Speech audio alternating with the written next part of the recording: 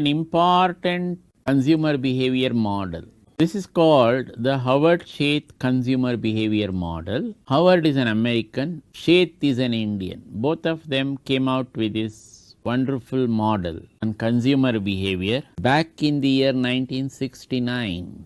So this is taken from their book on the theory of buyer behavior, which came out through John Wiley in the year 1969. So in this book you can find this model on page number 30 of this book. Now a wonderful compartmentalization has been given by these two gentlemen on the type of inputs which go into play with respect to consumer behavior. They have put it under the heads stimulus, then symbolic, then social. So this is a type of inputs which have come into play. One with respect to stimulus display. This stimulus display can be significative, symbolic or social. So these are the typical inputs. Insignificative, what are the factors that are going to affect the significative inputs? That is the quality of the product, the price of the product, the distinctiveness, service and the availability. Then with respect to symbolic inputs, what are the type of factors that are going to come in? It is quality, price, distinctiveness, service and availability. As you see, the significative inputs, the symbolic inputs are more or less the same. They contribute to stimulus display. Then with respect to the social inputs, who can influence the decision with respect to a product?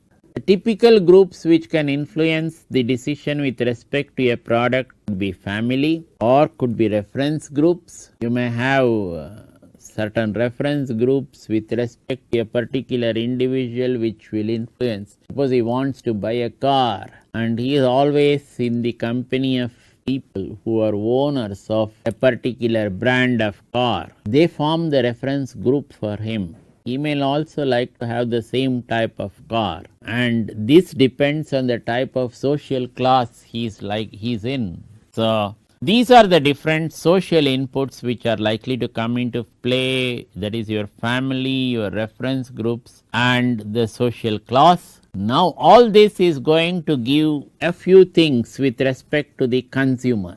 He enters the domain of what we call the perceptual constructs. So these inputs give him the domain. When he comes to the domain of perceptual constructs, he does what is called the overt search, that is open search. So which are the ones which are exhibiting the products which he is looking for, the companies. Then after that overt search, there may be a stimulus ambiguity which might step in. He may find many companies exhibiting the same type of products which he may be interested in. Okay, all these products may catch his attention, and towards a particular company's product he may develop more attention, or he may be biased towards that company. So that is the perceptual bias which steps in. The perceptual constructs lead to what is called the learning constructs. What is this learning construct?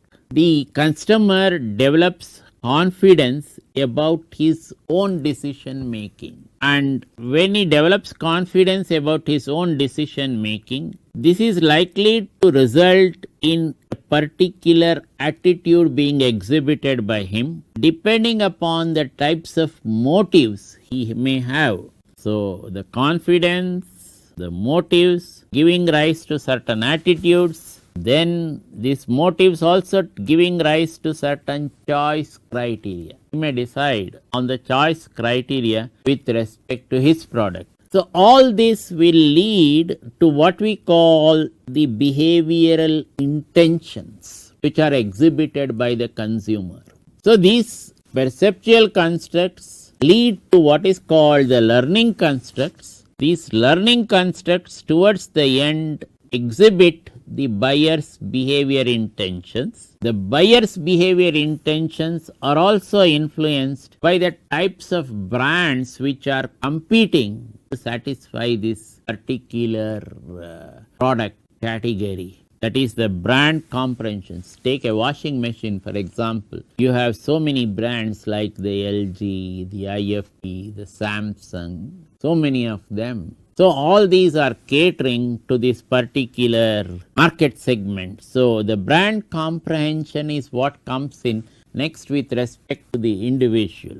And now he decides on a particular brand of the product. He takes that particular product brand, then when he makes that purchase, when he comes to this stage of brand comprehension, he would have almost come to the stage of making a purchase of the product. So this purchase of the product is coming into play through these blocks. One is the product catching his attention, the brand comprehension, his attitude, then intention resulting in purchase. Okay. This results in purchase of the product. Once he crosses this intention block, it is almost very sure or certain that he is going to make a buy of the product, because mental evaluation would have told him, yes, I can afford to have this particular product. When he purchases this product, the next thing which we are seeing as satisfaction typically means after the use of your product, how satisfied he is with respect to your product usage, and that determines whether he is going to have a better feedback on your product